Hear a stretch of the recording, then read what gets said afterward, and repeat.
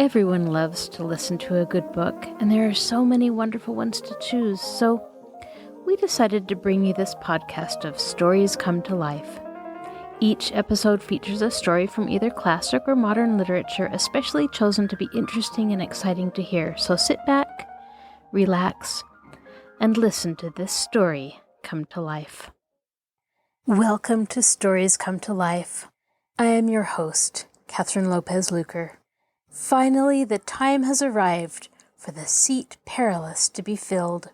Sir Bors, who is a very valiant and virtuous knight, is granted a special vision in which he sees the knight who will fill the seat, although when Sir Bors sees him, he is still a tiny baby. King Arthur also has some wonderful adventures when he is taken to a hidden and dangerous castle. And do you remember King Pellinore?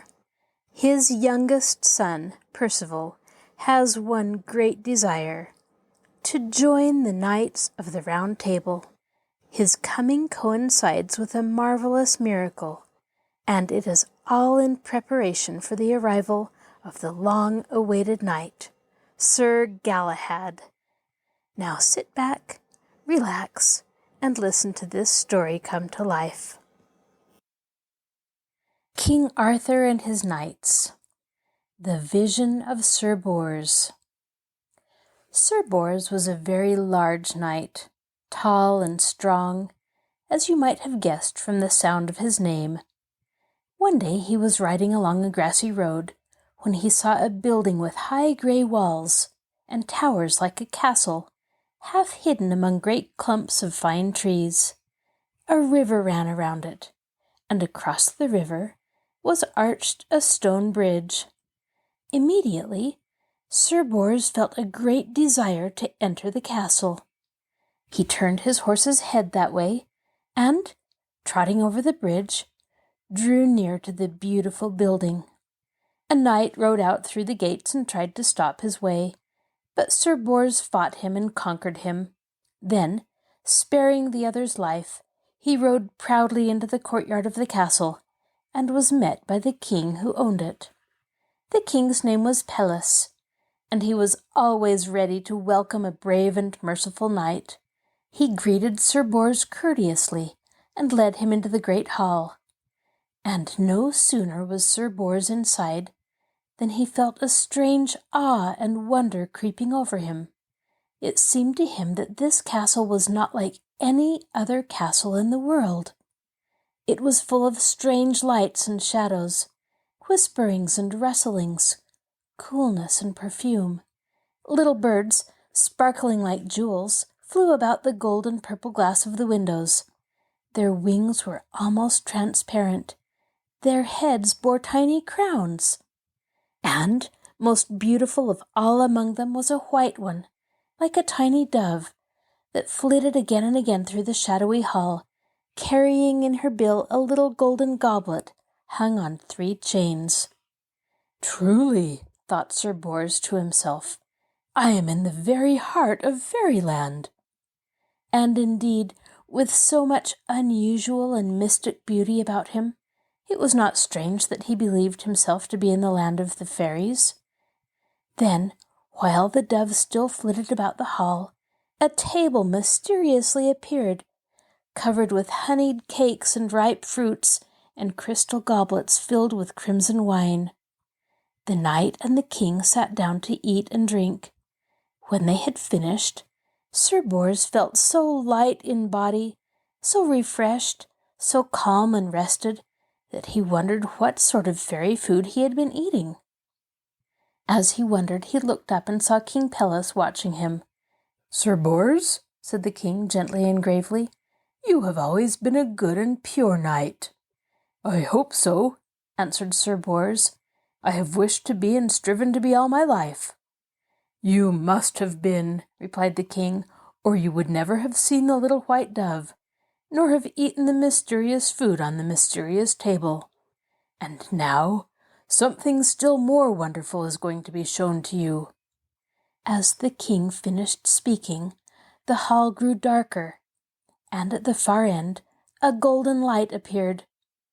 Then in the heart of the golden light, which floated all around her like a sunset cloud, appeared a slim and beautiful lady who, Sir Bors thought, looked like a fair princess. But when he looked again, he saw she was not an ordinary human being. She seemed a sort of delicate spirit, and she moved like a spirit through the dim shadows of the hall, her feet barely touching the floor, her hair shining like sunlight, pale wings folded upon her shoulders, and pale hands clasped around what looked like a wondrously beautiful silver cup. From the mouth of the cup rose a still flame, like the flame of a candle, and it was as if this flame shed all the brightness which surrounded the maiden's form. She passed slowly by, and Sir Bors watched, breathless. Then he turned wondering to King Pellinore. "Who is she?" he asked under his breath. "What is that cup she carries?" The king answered in a voice that seemed to come from very far away. "She is who she is, and of the cup you have often heard." "Is it?" whispered Sir Bors. "Can it be the cup of the spirit world?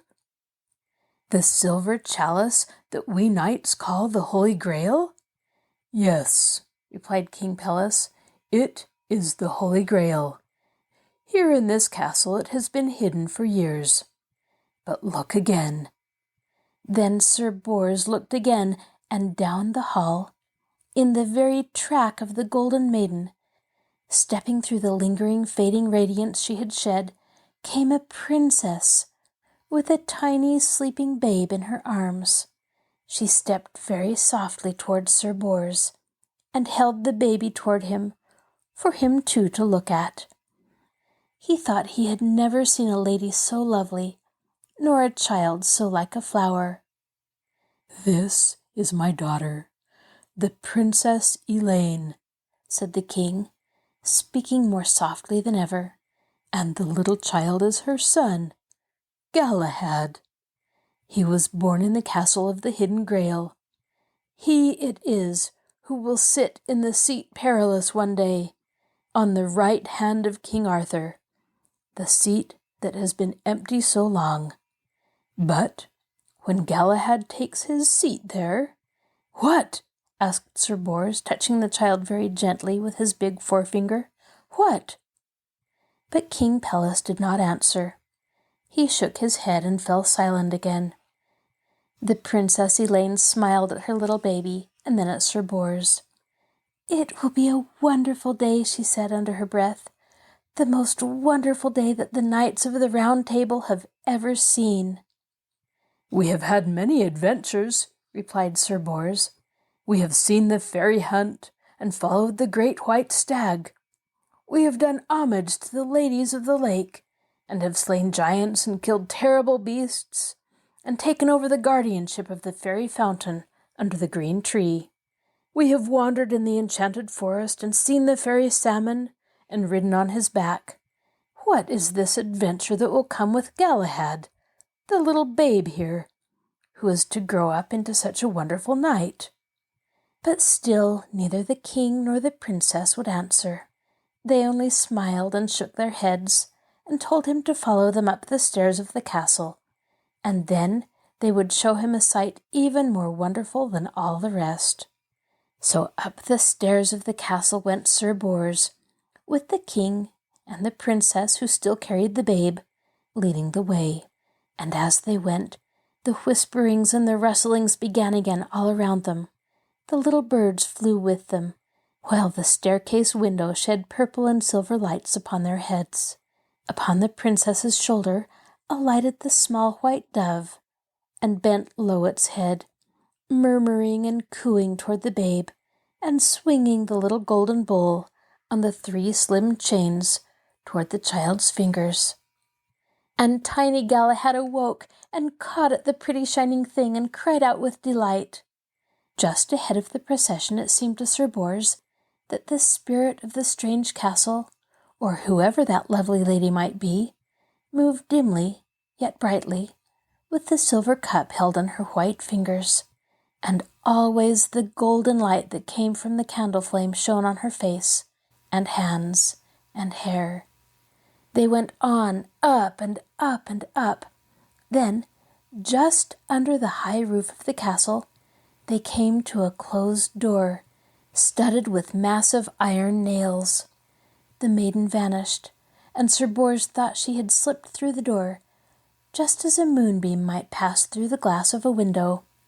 But the king brought out a great gold key from his pocket and put it into the lock.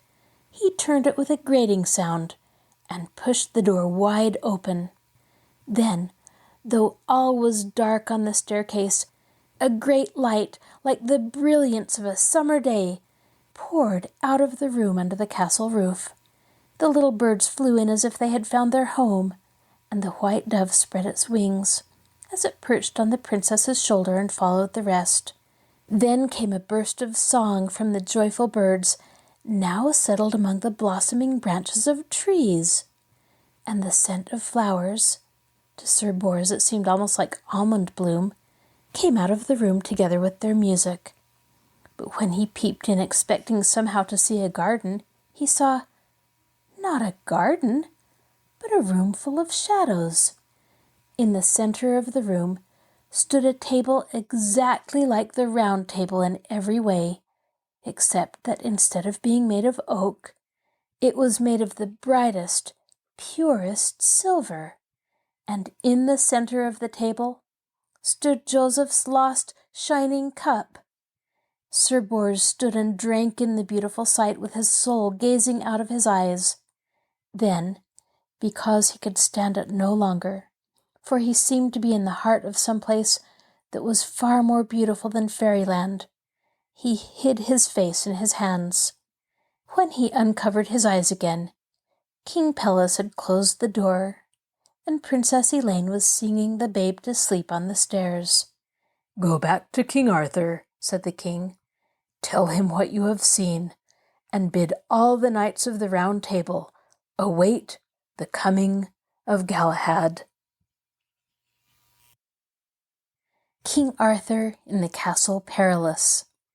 After King Arthur and King Pellinore and Sir Gawain had followed the mysterious hunt into the enchanted forest, they never knew at what hour of the day or of the night either they might not hear the horns of fairyland blowing, and catch a glimpse of the long string of black hounds streaming through the meadow grasses after the beautiful white stag with the silver hoofs and the horns that were like the branches of trees. Many and wonderful were the adventures that befell them, and not only them, but all the other knights of the Round Table.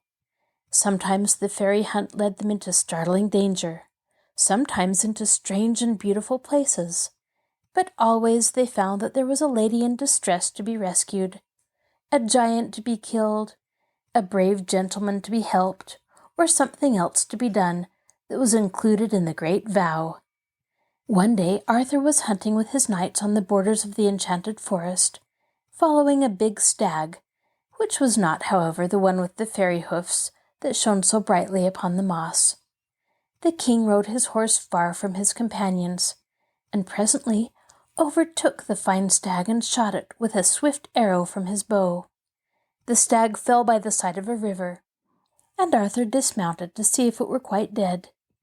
As he stood there, the dim, thrilling notes of the elfin horns came to him, and in an instant, on the opposite side of the water, he caught a glimpse of the flying white deer of fairyland, and of the shadowy, speeding bodies of the coal-black hounds. Arthur's horse began to tremble. In another moment it had broken free, and was galloping home as fast as it could. It might well be frightened, for as the fairy hunt disappeared into the shadows, the entire forest grew as dark as midnight, while down the glimmering black waters of the river a little ship came sailing, with 100 torches burning in 100 silver holders, and lighting it from end to end. Nobody was steering or guiding the ship, but it sailed on as if a clever hand were at the helm. And when it reached the place where Arthur stood, it swung about on the water and lay rocking as if it were at anchor, close against the bank where the willows grew. "Now, here is my adventure," said King Arthur to himself, quite joyful and fearless, and filled with the thrill of high adventure. "It is plain that this little ship, lit up with 100 torches, has come to take me somewhere." In his green hunting dress, he strode down through the willows and boarded the ship. Off it floated again the moment he was aboard, and when he looked up at the sails above his head, he saw that they were all made of white silk and embroidered with pink roses and poppies the color of blood. The little ship went on down the river, and the flaming torches were mirrored in the dark stream like so many stars.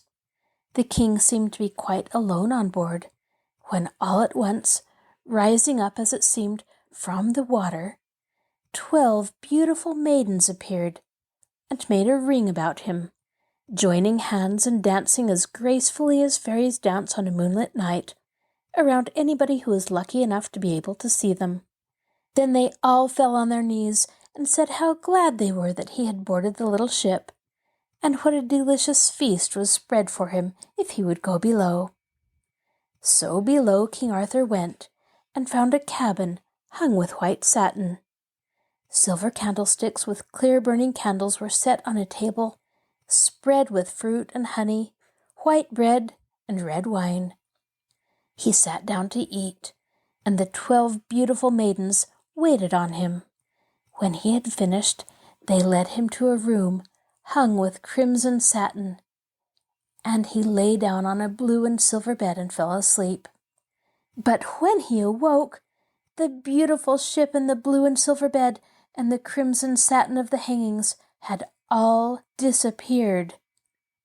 He found himself in a dark dungeon, lying on a stone floor with 20 other knights, who were all groaning in the deepest trouble, and asking one another if nobody would ever come to help them. King Arthur sat up and rubbed his eyes. "Where am I?" he asked the knights in astonishment. "And who are all of you?" "Alas! Alas!" cried all the 20 together. "We are 20 prisoners, and we have been thrown into this dungeon by the cruel lord of the castle, and here he will keep us until we die of hunger, as many have died here before us. For we can only be rescued when a knight has been found who is brave enough and strong enough to fight with the lord of the castle and to conquer him, and that nobody is ever likely to do." "But indeed there is now a knight among you who is quite brave enough and strong enough to try," cried King Arthur. "Here is the adventure to which I have been brought by a little ship with silken sails and 12 dancing fairies aboard. Tell me how to get out of this dungeon, and I will soon challenge the lord of the castle to fight." Even as he said the words, a light seemed to appear from nowhere, and he saw a beautiful girl dressed like a princess, standing beside him with a gleaming silver lamp in her slender hand. "Follow me," said the maiden. "I am the princess of this castle, and I will do everything in my power to help save these poor prisoners." Immediately King Arthur sprang to his feet and followed her, eager to help set free the suffering prisoners. She led him out of the dungeon, and each of the 20 knights rose to his feet and followed, as soon as the fair lady had unlocked and opened the door. She took them all to the hall of the castle and gave King Arthur armor to wear over his green hunting clothes, and she pointed to a war horse that stood champing its bit in the courtyard outside. "Mount the horse," she said. "Take your sword, your shield, and your spear. The lord of the castle is in the meadow on his great black steed, waiting for someone to do battle with him for his prisoners. Every morning he waits, trotting up and down, but no antagonists ever come. They know too well how very small is the chance they have against him." Arthur was already dressed in the bright armor, and had taken up his shield and spear. But when he looked at the sword, he shook his head. "I cannot fight with that sword," he cried. "Alas, alas, where is my magic sword Excalibur?" Then the beautiful lady laughed, put her hand behind her, and brought forth what looked like King Arthur's own sword, Excalibur. And the king with great joy took it into his hand and set off for the meadow, with all the 20 knights, pale and thin and trembling between hope and fear, walking 2 and 2 behind him. This was indeed a great adventure, much greater than King Arthur suspected, for this ship was a witch's ship, and the 12 dancing fairies were wicked fairies, and the lady who called herself the princess of the Castle Perilous was the wickedest fairy of them all. Because, you must know, Morgane le Fay, Arthur's sister, had made herself queen of the water witches, and she wished her brother, the king, to be killed. So she had set all this magic afoot, and had also stolen Arthur's real sword Excalibur, and given it to the knight who was waiting for the king in the meadow, prancing up and down over the daisies on his great strong horse. When he saw Arthur coming, he rode toward him with a great shout, waving the stolen Excalibur around and around his head. The king spurred his own horse forward, and the two met with a ringing crash of steel. Over and over they struck at each other. But King Arthur felt with anguish that his own sword was not striking keen and true. Then, even in the thick of the battle, he found time to gaze at the beautiful jewels in the scabbard of the sword that his enemy used so cleverly and well, and instantly the king guessed that some terrible treachery was at work, that the other knight was fighting with the true Excalibur, and that the sword in his own hands was not even made of fighting steel. As Arthur realized this, he wavered in his saddle and almost fell. The wicked lord who fought him swung Excalibur high to strike the last blow. But at that very moment, the waters of the river, which flowed around the meadow, were suddenly and strangely disturbed. Out of the sparkling foam sprang a figure no less sparkling, and across the grass swept a beautiful lady with dripping golden hair and a long silver gown trailing yards behind her. It was the water fairy who had brought up Sir Lancelot. She had heard from the moorhens and the little fishes of the plot made by Morgane le Fay, and was hurrying as fast as she could to the rescue. She swept past the 20 pale knights and stood poised on her little white feet, just above the grass, half resting on the meadow flowers and half hanging on her misty wings in the air.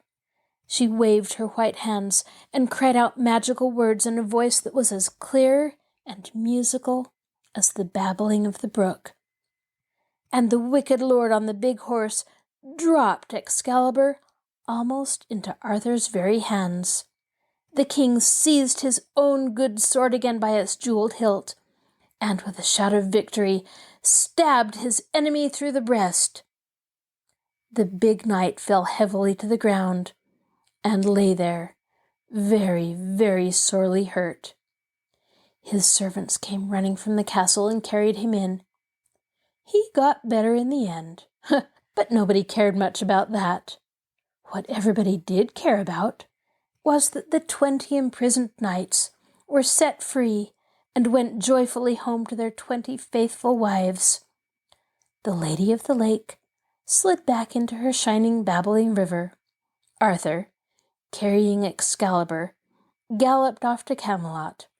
And as for the 12 wicked fairies, and the 13th, who was the wickedest of all, no doubt they went on dancing forever on the little ship with the 100 torches and the embroidered silken sails. They were only water fairies, you see, and they had done what the Queen of the Water Witches had ordered them to do. And after all, it had been a right noble and fine adventure for King Arthur, and, as he had come out of it victorious, he had no reason to complain. Sir Perceval and the Silent Maid. Sir Perceval was the 7th son of King Pellinore, and because he was the youngest, his mother loved him best of all her children. She would have liked to keep him a child forever, and was very glad he was too young to go to the wars with his father and his 6 elder brothers. She wanted him always to stay in the meadows near the castle, playing with a golden battledore and a silver shuttlecock among the flowers. But little Perceval was too active and vigorous to do things like these.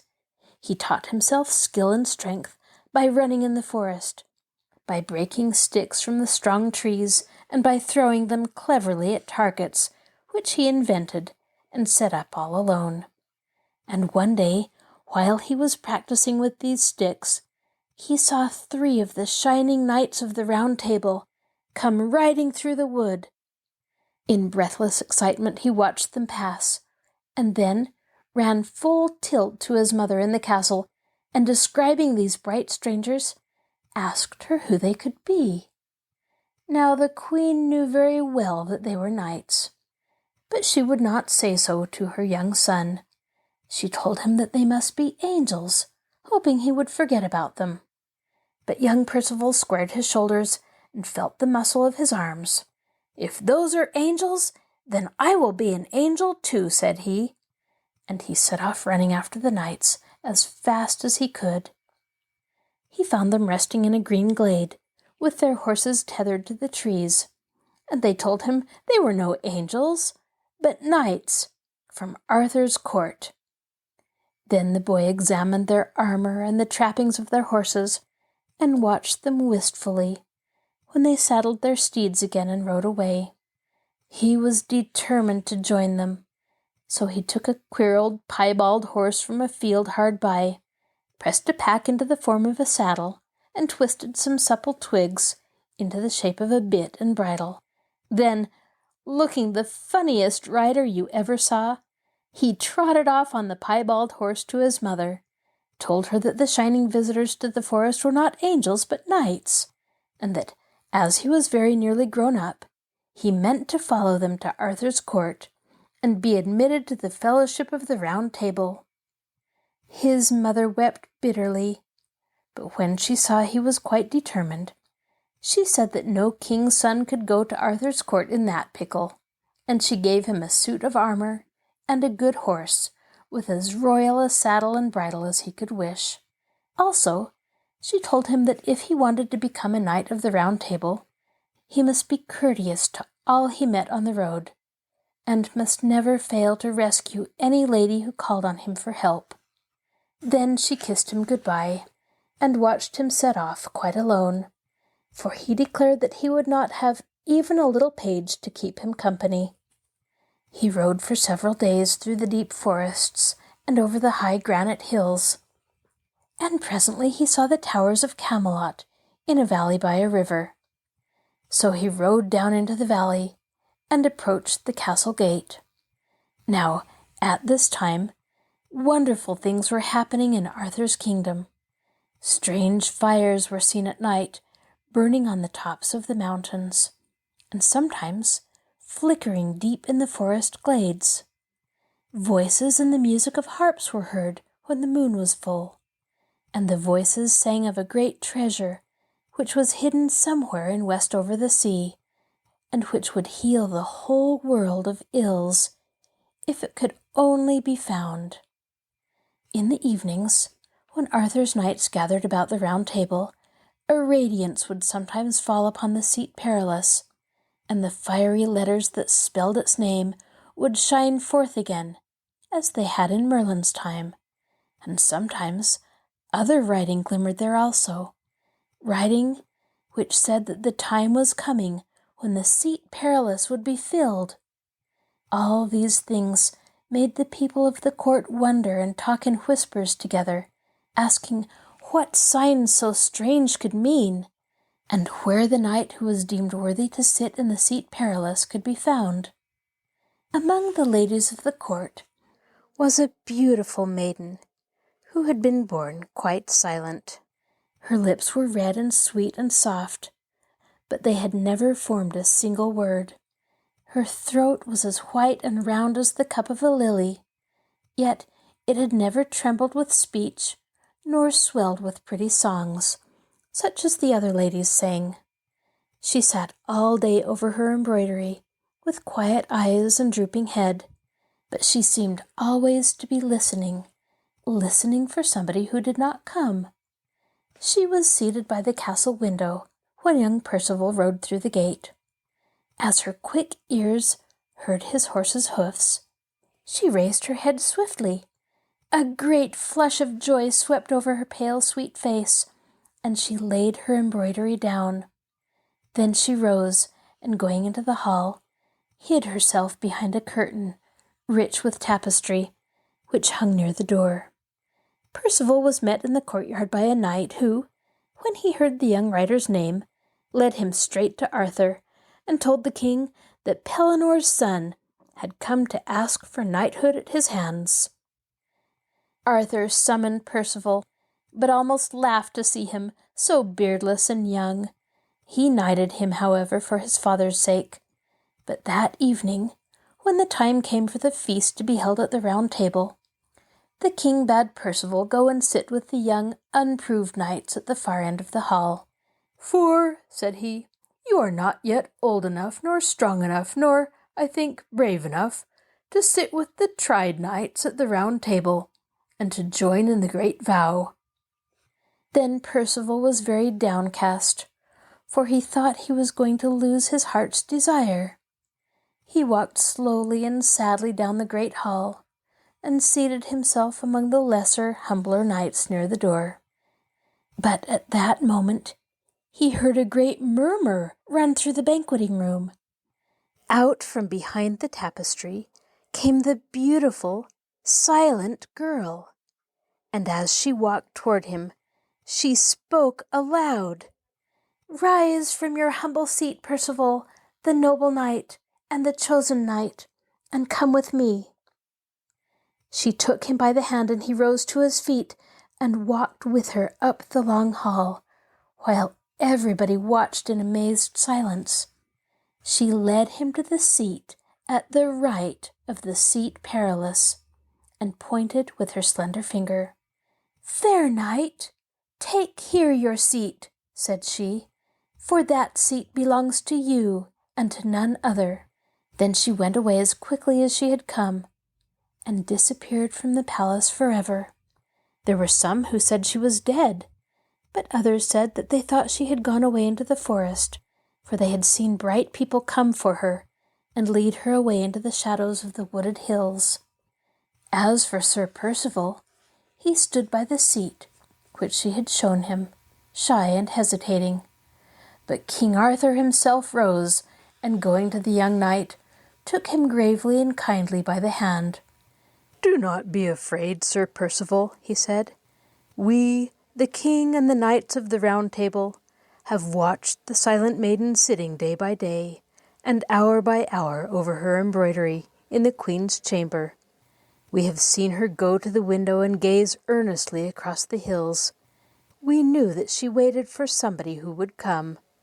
And now, as everyone has heard, her lips have opened at last. Who is there who shall not listen and believe when the silent speak? Take your place next to the Seat Perilous. Be sure that no harm will come to you." Then Sir Perceval sat down next to the Seat Perilous, and as he did so, the far-off fires on the hills appeared again, and leaped into higher flames, and seemed to reach up to the very stars. The singing that people heard in the sky swept down to the roofs of Camelot and around the windows of the banqueting hall.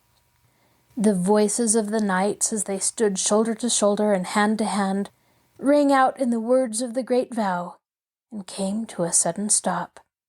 It seemed to them as if something ought to be added to the vow today, but what it was they did not yet understand.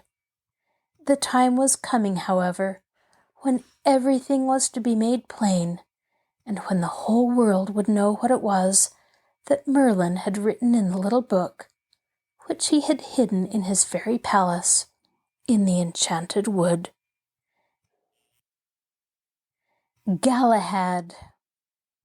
All the knights of the Round Table were at supper one evening, when the adventure of Sir Galahad began.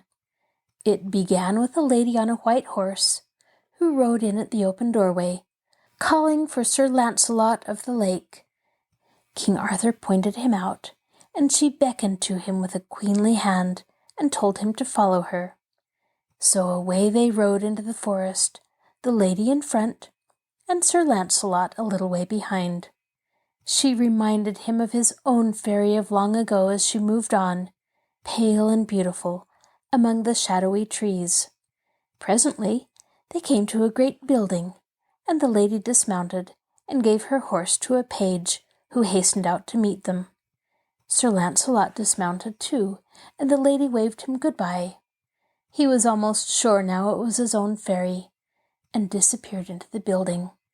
Then, after a few moments, came a sound of singing, and a procession of women in white hoods swept out through the gates. In the middle of the procession walked a youth, slim, upright, and very fair. "And who may you be?" asked Sir Lancelot, taking his hand. The good women made answer for him. They all spoke together, and their voices rustled through the trees like a soft summer breeze. "His name is Galahad," said they. "His mother, the Princess Elaine, gave him long ago into our care. We have brought him up among everything that is fair and innocent. He is as beautiful as the young thorn tree that grew from Joseph's staff, and as pure as the snow that lies on its branches on Christmas Day. Take him to Arthur's court, and ask Sir Bors if he remembers the baby in the castle of the Hidden Grail." Then Sir Lancelot looked at Galahad, and the boy met his glance with quiet, frank eyes. The good women said good-bye to him, and sighing a little, went back into the castle, two and two together. And all through the night, Sir Lancelot and Galahad rested under the forest trees. At dawn, Lancelot drew his sword and made the youth a knight under the shining of the morning star, saying, "May you be good forever, Sir Galahad, for you are the most beautiful knight I have ever seen." Sir Galahad lifted his face to the dawn and smiled, but when Sir Lancelot would have taken him straight to Camelot, he shook his head. "Not yet," said he, gravely and mysteriously. "I will come at Whitsuntide."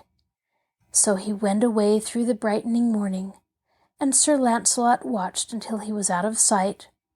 Then the older knight rode back to King Arthur's court, reaching Camelot just as the evening shadows were falling, and the knights were gathering together as usual about the round table. Then, before they all sat down, the same thing happened that had happened at the king's wedding banquet many years ago. Every seat began to glow with letters of shining gold, which spelled out the name of the knight who always sat there. And upon the Seat Perilous the letters flamed brightest and purest of all, but they read differently from the old mysterious warning, and the knights and barons reading spoke to each other in grave whispers. "The many, many years that Merlin told us were to pass before the seat might be filled have passed away." King Arthur drew near and looked at the words for a long, long time. He remembered many things that Merlin had told him before the great wizard fell asleep in Broceliande. At last he turned to his own place at the round table. "Cover the Seat Perilous with a silken covering," he commanded. "Let no one touch it, nor go too near. Something beautiful and strange is about to happen to our great company." Even as he spoke, a rider galloped up to the door and, springing from his horse, clanked in among the knights, crying breathlessly, "Sirs, sirs, a great adventure is awaiting you all." When they asked what it was, he answered that on the waters of the river was floating a vast stone that looked like red marble, and that from it stood out a fair, rich sword with a handle of precious stones. And where was the knight for whom the sword was intended, if not among those who sat at the round table at Camelot? Then all the knights and the king and the queen went down to the river, and as they had been told, there was the red stone floating with the bright sword in the middle of it. Sir Lancelot, Sir Bors, Sir Geraint, Sir Gawain, Sir Gareth, all tried to draw it out, but in vain. Even Sir Perceval failed. So they went back to the darkening banqueting hall, where they seemed to hear strange voices whispering about the doors and windows. These, as the company entered, closed of themselves. As they closed, a bright light like a summer morning filled the hall, and a smell of hawthorn blossoms drifted through it, with the song of merry birds.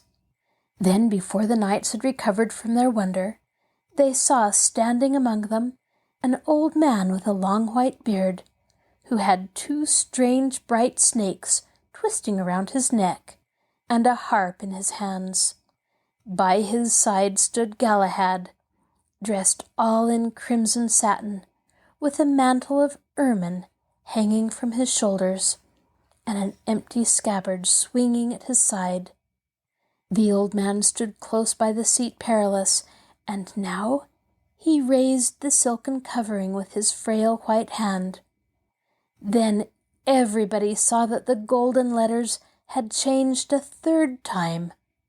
"This is the place of Sir Galahad, the High Prince," ran the beautiful writing, and the old man took Galahad's hand and drew him to the wonderful seat. As the young fair knight took his place, a long murmur of admiration and gladness ran around the table, and King Arthur cried out aloud, "It is for Sir Galahad that the sword is waiting, the sword which is fastened to the red marble stone that floats upon the stream. Old man, you have Merlin's look, Merlin's long white beard, Merlin's wonderful wise eyes. Tell us, is not this so?" The old man bowed his head, struck his harp, and began to sing. He sang the story of Joseph, of the rich fisher, of the silver table, and of the shining cup. He sang of all that the round table meant, and of the new adventure to which the knights must vow themselves from that day. An adventure not of lovely ladies, nor cruel giants, nor strange fairy hunts, but a search, a quest for the treasure which had once been hidden in the strange grey castle where Sir Galahad was born. This young pure knight, so sang the old man, was the first knight of the Grail. Now all the other knights of the Round Table must follow in his steps. Only the pure, the true, the good could ever find the lost treasure. Sir Bors had had a glimpse of it. So too had Sir Perceval, Sir Lancelot, and others. But to Sir Galahad alone had it been a beautiful thing that formed a part of his daily life. While the old man sang, Sir Galahad sat quietly in the Seat Perilous, his hand on his empty scabbard. By and by he rose, and went out of the banqueting hall, down to the river, which flowed black and silver through the night. The stone rocked softly on the dark water, and the handle of the sword glowed above. Sir Galahad drew it from the red marble, and went back. Then the knights all sprang to their feet, and acclaimed him, for they saw the fairy sword in his hand. As they shouted their joy in him, the hall went quite dark again, and everybody was, as if at a signal, very quiet. For among the shadows a flame, like the flame of a candle, could be seen. The slim flame grew and grew until it became a great, soft, glowing light. In the red heart of it moved a spirit who looked like the beautiful, silent girl. She floated through the hall, and her feet made no sound. In her hands she held aloft the shining cup of the Grail. The vision lasted but a moment before it faded. Then everything was dark again. But in the hush, the old man began to sing once more, and the moon, suddenly shining through the window, showed Sir Galahad, clad in silver armor, the queer bright snakes that twisted about the old minstrel's neck, and the great company of shadowy knights, seated at the round table, listening to the song of the Holy Grail. This is your host, Kathryn Lopez Luker. Thank you for joining us for this episode of Stories Come to Life. Be sure to join us next time when we continue to listen to stories of King Arthur and his knights. If you enjoy this podcast, please send an email to kluker@marshallpl.org to tell me of your favorite stories. I'll talk to you again soon.